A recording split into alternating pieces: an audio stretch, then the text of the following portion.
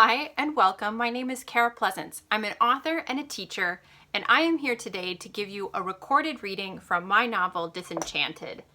Disenchanted is a Pride and Prejudice variation.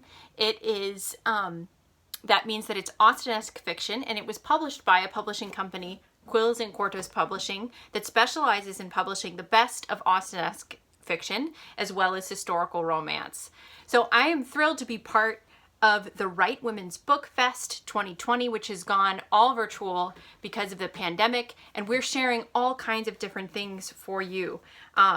Please stop by www.therightwomenbookfest.org to shop for books, see other activities and poetry readings by women from Maryland, which is where I am located in my home of Darlington, Maryland. So, what is Austenesque fiction? Austenesque fiction is another way of saying Jane Austen fan fiction, which is a wonderful literary genre with many different stories and movies encompassed within it. Most of us Janeites don't want to let the story and beloved characters go, and so we reimagine Pride and Prejudice or Persuasion or Emma with new scenarios and different things for our characters to explore and experience. In some Jane Austen fan fiction works, you write an alternate ending where some crucial point of the original story is interrupted and you find out what happens instead. Sometimes instead, the story is a continuation of the action, like Death Comes to Pemberley. Other stories take the setting and put it in somewhere modern, like Bridget Jones' Diary, while other Jane Austen fanfiction stories take some supernatural element that never would have been in Austen at all, and sees what the characters would do with it, like Pride and Prejudice and zombies. As my title suggests, Disenchanted, my story has magic. The original idea that I came up with was this question: what if Pride and Prejudice had magic? Originally, I published this on one of my favorite fanfiction boards, the Derbyshire Writers Guild, where I had been writing for years. I wrote this story when I was in college 13 years ago and published it in weekly installments from 2007 to 2008. Where then that story remained on the internet for several years until Quills and Quartos approached me about publishing my novel, which has been an incredibly wonderful experience because I took my original work that I had written when I was very young and went through a full editing and revision process, which as a teacher was a really fulfilling thing to be doing with something that I wrote, and that meant so much to me. So, without further ado, I'm going to give you a few selections of the story, which helps you understand a little bit about how this is different with my very own unique voice and imagining of the story, but how it still calls back to Austen and builds on the world and characters that she imagined, but putting them in this new scenario where there is magic and wizards and fairies and other kinds of supernatural things in this story. In which a certain gentleman takes a house in Hertfordshire. Chapter 1. Hertfordshire was not known for its magic, at least not the kind of magic that was considered modern, effective, or quality. There were 2 or 3 schools that boasted of teaching advanced methodology in wizarding and the magical arts, but anyone who was anyone. Chapter 1. In which a certain gentleman takes a house in Hertfordshire. Hertfordshire was not known for its magic, at least not the kind of magic that was considered modern, effective, or quality. There were 2 or 3 schools that boasted of teaching advanced methodology in wizarding and the magical arts, but anyone who was anybody knew that was a fancy way of saying that the local farmers' sons would learn to grow magically enhanced pumpkins, and the farmers' daughters learned to keep their hair up in styles that would hold fast throughout an evening's festivities. Even amongst the more genteel population in the county, magical ability seemed to evade their families. There was an apothecary rather talented at bringing down high fevers and delivering healthy babies, for which he was much revered, and a solicitor who never seemed to lose a case. All of the gentlemen's daughters with any slight ability knew a few methods of charming in order to better snatch rich husbands. Such behavior was widely encouraged by the mothers of the county, and none more so than one Mrs. Bennet.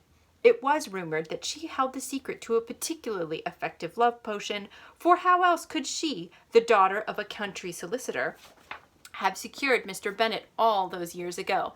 Love potions were never permanent, and her potion was purported to last 3 months at least.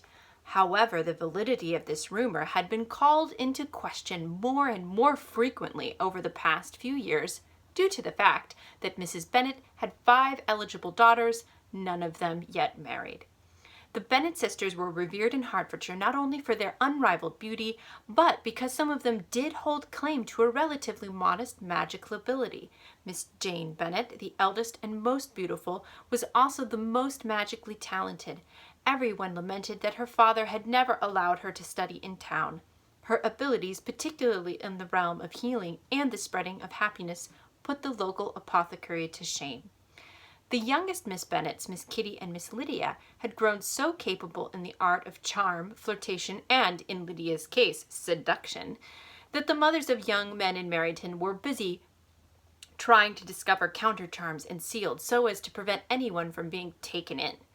The middle daughter, Miss Mary Bennet, had not displayed much talent of her own, but was so knowledgeable about spells, potions, and the history of magic that it made up for her lack of personal ability. The second daughter remained a mystery to the inhabitants of Hertfordshire. Miss Elizabeth Bennet did not seem or even claim to possess any magical ability at all. On the one hand, this was surprising because she most closely resembled her father, who had been an extraordinarily gifted wizard in his day, but Mr. Bennet had not practiced magic to anyone's knowledge for the last 25 years at least.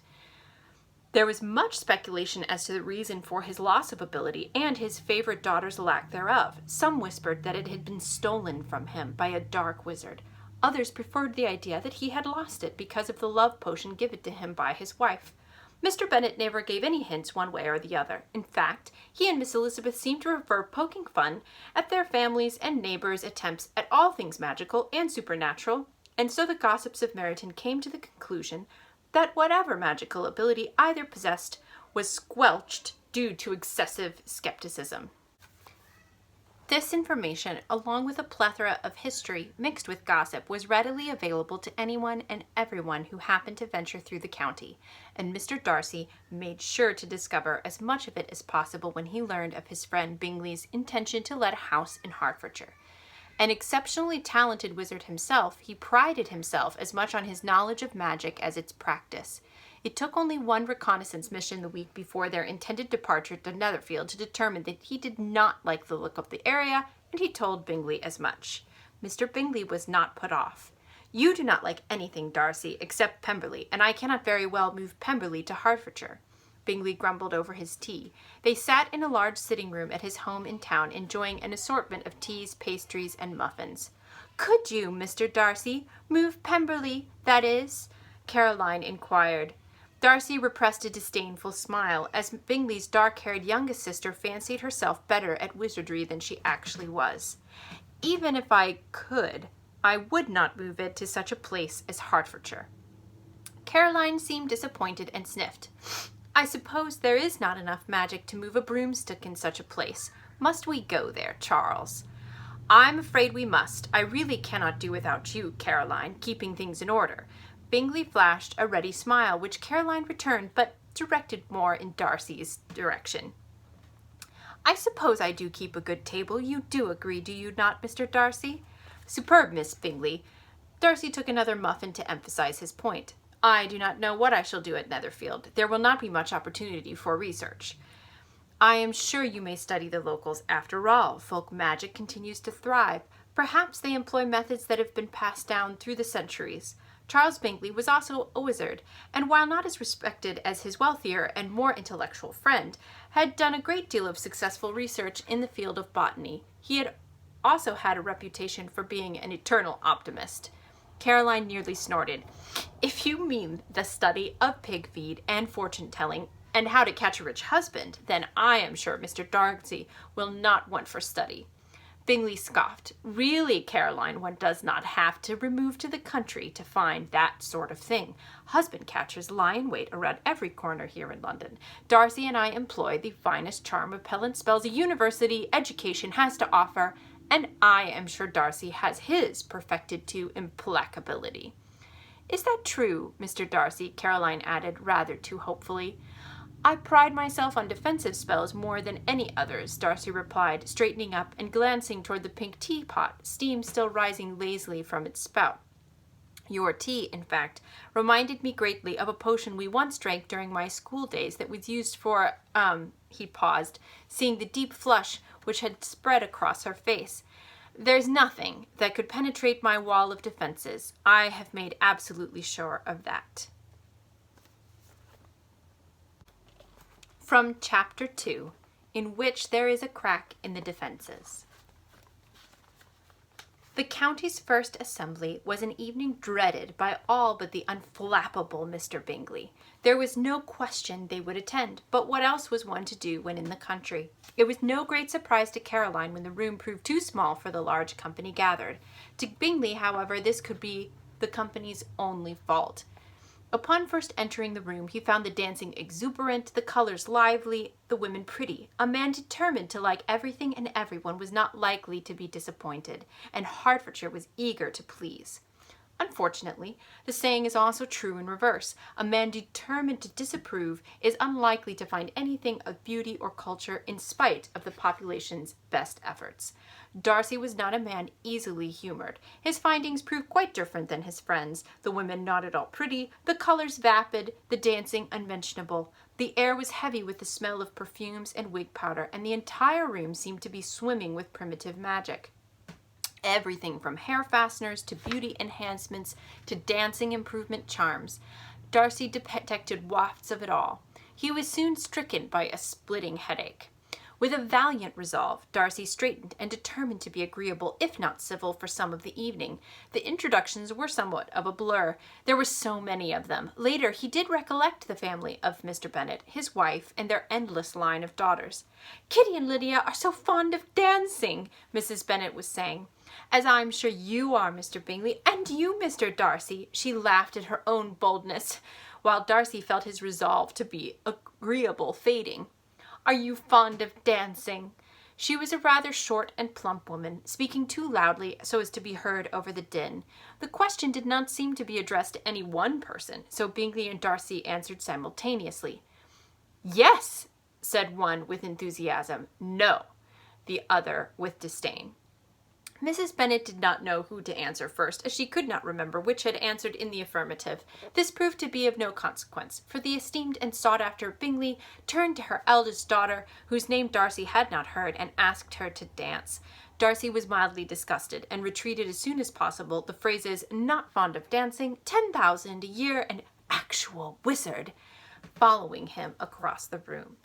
It was not Darcy's intention to offend everyone in the room, but certainly nothing in his actions indicated otherwise, with the exception of a few brief words exchanged with a Mrs. Long that consisted of "no thank you," "never," and "absolutely not."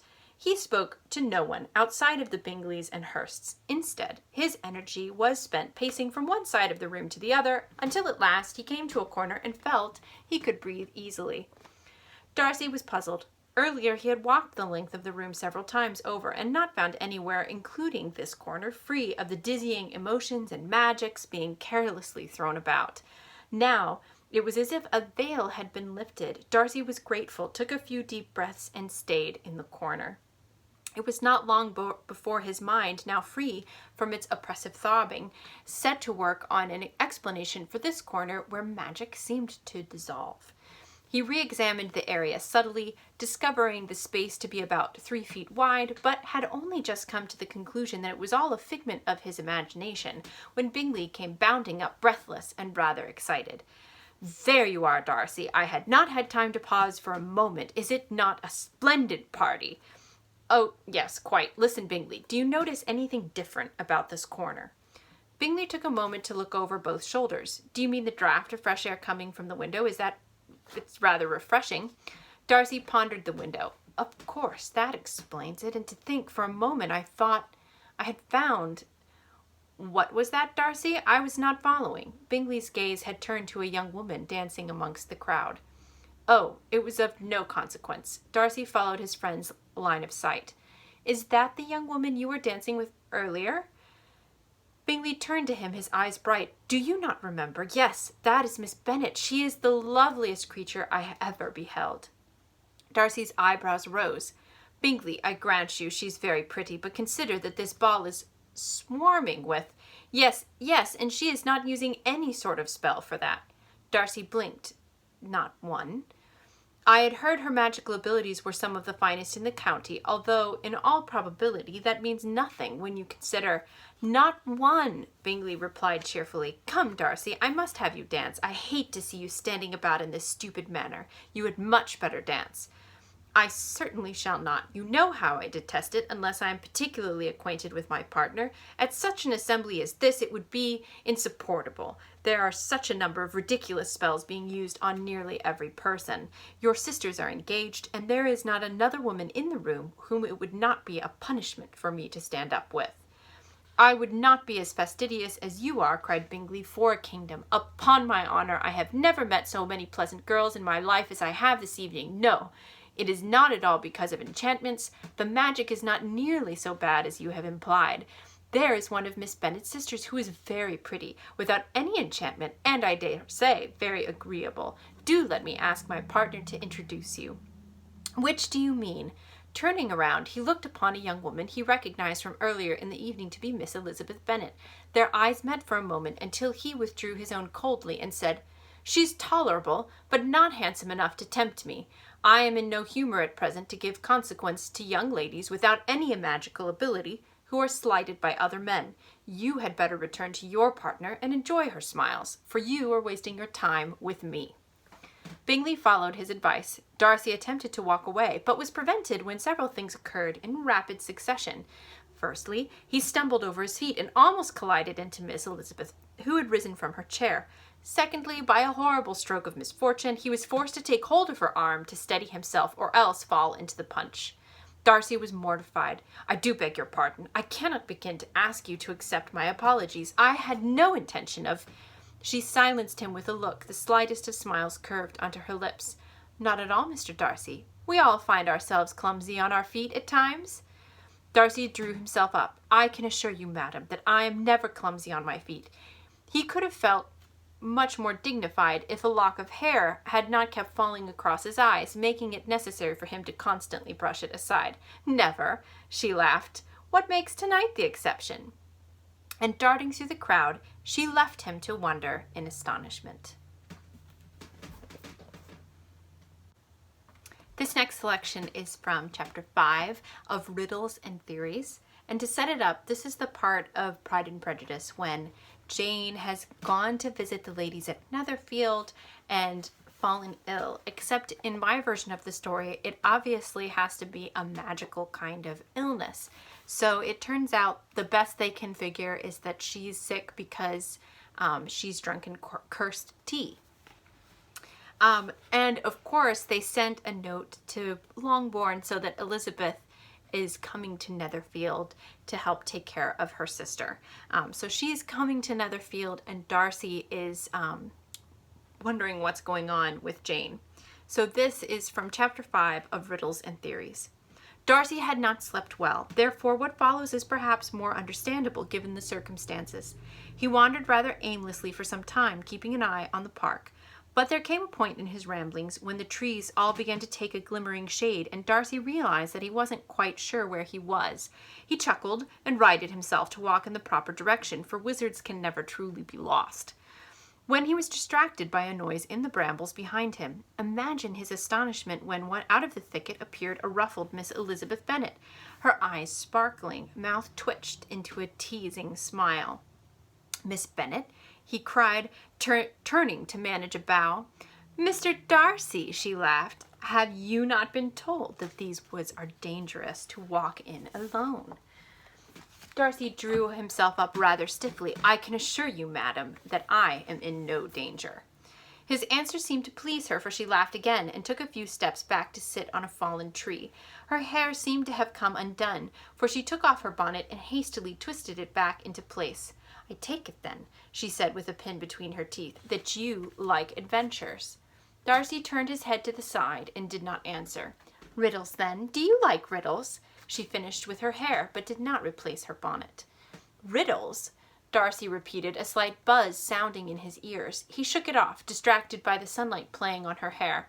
I should be surprised if you asked me a riddle that I could not answer. Miss Elizabeth laughed again. Shall we play a game, then? You will answer me 3 riddles, and if you win all, you may go as you please. But if you cannot answer, you must give me anything I ask.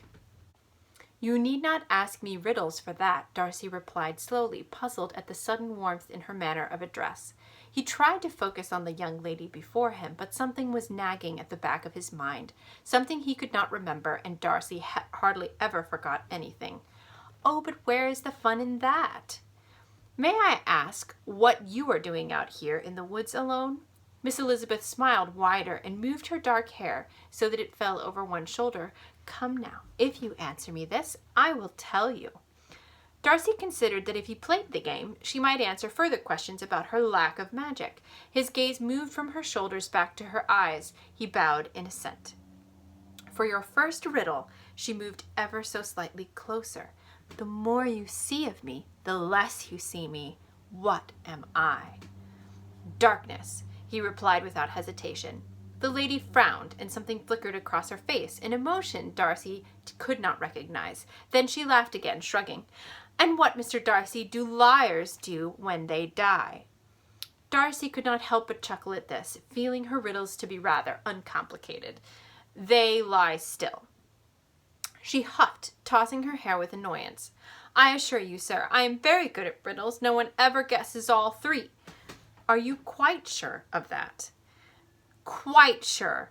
She drew him closer with her sparkling eyes. I am always coming, but never arriving, Mr. Darcy. His breath caught. Their faces were very close, and he could almost catch the scent of her hair when suddenly he remembered what he had forgotten. Leaping away from her, he cried, Tomorrow, for when it arrives, it is today, and now, he pointed his hand forcefully, you will reveal your true form. Miss Elizabeth, or rather, what had seemed to be Miss Elizabeth, burst into angry tears. She was shrinking, soon the size of a small child, and turning a rather golden color. Little wings sprouted from her back, and she rose up, hovering just above him, crying and turning red, yelling nasty things. You wretched Duke of Limbs, you ill-begotten Golumpus, I curse your name to the zenith powers. I always, always win, she cried. I have not lost a game in 100 years. There was a burst of sound, and another small golden creature appeared next to her, shaking his fist. And I did warn you, it shouted, not to try and claim a wizard. Now you've used up all my magic, and we shan't have anything. Darcy would have laughed at their fighting had he not felt himself so foolish for having agreed to any sort of game. It shook him that his defenses had proven so slow to react when he had trained himself so rigorously to recognize magical forms for what they truly were under any circumstance. The 2 creatures were beating their wings, growing angrier by the minute, when suddenly there was a flash, and both disappeared in a sparkle of golden pieces raining down upon his head. Darcy sneezed, mortified to hear the resulting sound of laughter behind him. Turning, he jumped to see Miss Elizabeth Bennet, the true Miss Elizabeth, standing some distance behind him. He was quite sure it was her, for his defenses were in perfect working order now. She did not look nearly so pleased to see him as the other Miss Elizabeth had been, and, while her petticoat was covered in mud, her bonnet was firmly in its proper place. Mr. Darcy, she said, have you not been told that these woods are dangerous to walk in alone? And for the final selection from Chapter 6, The Phenomenon of Counter Magic. Elizabeth stayed with her sister for some hours. Jane slept restlessly at first, but soon fell into a deep slumber. In spite of her certainty of Jane's recovery, Elizabeth now began to regret her earlier insistence upon a departure. She appeared to have been weakened both magically and physically by her ordeal. As the evening drew on, Elizabeth hoped that Jane might awaken and give her an excuse not to join the ladies downstairs for dinner, but she did not stir, and Elizabeth found herself obliged to put on a fresh gown, a trunk having been kindly whisked over by the thoughtful Mr. Bingley, and make her way to join the ladies in the dining room. As much as she detested the idea of dinner with Caroline and Louisa, Elizabeth was not pleased when she was interrupted in the hall by Mr. Darcy. "Miss Elizabeth," he said, surprising her as she rounded a corner, "if I might speak with you." She hesitated for a moment, but out of curiosity and perhaps against her better judgment, she walked into the library. "Will you not be joining your party, Mr. Darcy?" she queried. He did not reply, instead gesturing her to take a seat. "Am I here for another inquisition?" She took a seat across from him. "Only the truth, Miss Elizabeth." A large and dusty book was open across the table between them. She glanced at the open pages, then looked up, startled. "Of magics that might be transferred from one to another," she read, and turned an accusatory eye back towards Mr. Darcy. "You are studying a deep and powerful magic. The ability to possess and use another's magic is a dark power, one that has been a plague on the Wizarding Society for hundreds of years." "Yes, I know." "I would hope you are not implying that I do not know what to think," Darcy said, leaning closer across the table. "You claim not to use magic, and yet you counter spells. But that is not the only reason for my concern. As you have not been in the company of many accomplished wizards, perhaps there have been none who noticed the absence of magic wherever you are present. I have noticed it." Elizabeth's eyes flared. "You are suggesting the reason for such an absence is that I take other people's magic to use for myself?" "Do you contradict me?" Darcy asked. She flew to her feet. 100 times over. "Then how can you explain the power you possess, that I know you possess? Do you not think me such a fool? Your magical abilities are blatant to anyone of sense and education." "I cannot perform magic," Elizabeth said. "That is not the truth," cried Mr. Darcy, also rising. "It is not magic," Elizabeth insisted. She walked towards the door while Mr. Darcy sat back down. "Then," he sighed, "my theory is correct, however improbable it seems." As Elizabeth turned, "Your theory?" "Counter magic," he stated, crossing his arms. Elizabeth inhaled sharply and moved back into her chair. "I would hear your theory, Mr. Darcy." "There's nothing more to it. Little is known of counter magic. I have no personal experience with it. My knowledge is limited to what has been speculated upon, that some, for some inexplicable reasons, are immune to magic. Not just immune to it," he added, seeing her smirk, "but able to counteract the performances of others." Elizabeth glanced back down at the book between them. "Your suggestion that I was practicing dark magic was a ruse to uncover my secret?" "A rather clever one, I might add," Darcy replied. "I have not acceded that you are correct," Elizabeth said. "But I am." Darcy's face was now unreadable. "Why have you chosen to keep such talent a secret?" Elizabeth considered her reply. "Upon the insistence of my father, you must be aware that he no longer practices magic." "Yet your sisters do," Darcy countered. "He has provided us with an education in the magical arts, but does not want me to become an object of curiosity." "This protection would also deprive you of the opportunity to explore your capabilities," Mr. Darcy said, almost to himself. "Do you not retain any semblance of the spells you disassemble?"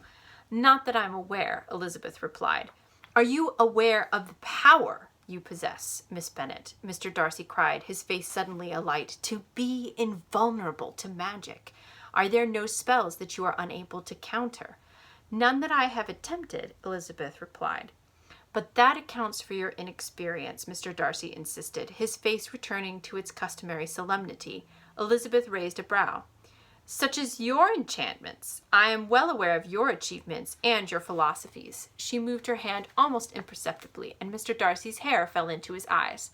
"I found it amusing that a man such as yourself would have need for such a great number of cumbersome spells, particularly one for keeping hair out of one's eyes." Mr. Darcy quickly righted the spell, making his hair return to its proper place. "Do you take delight in stripping people of their spells?" he accused. He thought he detected a hint of a smirk on her lips when she replied, "Only when they're unnecessary." "Are you the proper judge of that?" he asked. Elizabeth's cheeks flushed in anger. "I have no reason to defend my actions to you, sir." He almost smiled, but caught himself. "The most primitive forms of magic, evident even in Hertfordshire, have been used to modify, control, or enhance appearances in all forms. A well-trained wizard learns to see beyond the facade we project for ourselves, but I assume that you are not deceived by it." The facade? No, such spells are distracting and tiresome. You have noticed that none of my enchantments are used for the purposes of deception, but rather practicality. Disguise of every sort is my abhorrence, Darcy said. Elizabeth laughed. Practicality? Is that what you call it? Mr. Darcy rose from his chair. Have no fear of exposure. You may be assured of my secrecy. May I? She replied, rising to meet his gaze. You are not going to offer me as a subject of study to your colleagues in higher circles. Mr. Darcy stiffened. A person is not a subject. But there is much to discuss. Your ability would naturally be of interest to any scholar. She laughed. You will excuse me, Mr. Darcy, when I doubt your assurances of secrecy. I am sure there is much to discuss, but now is not the time. Mr. Darcy looked reluctant, but bowed in acquiescence. Thank you so much for spending some time with me and listening to the reading selections from my novel Disenchanted. You can follow me on Instagram with the handle @PleasantAuthor, and also on Facebook, Kara Pleasance-author. My book is available to buy on Amazon in print, in audiobook with a wonderful narration by Lillian Rachel, and I also have it available on Kindle Unlimited and Kindle as usual. Thank you so much for the organizers of the Right Women Book Fest 2020 who give Maryland female authors the chance to share our work. Please make sure to visit them at www.therightwomenfest.org so that you can explore the other amazing women authors and the poetry and novels and stories and experiences that they have to share. Have a wonderful day and thank you so much. Bye-bye.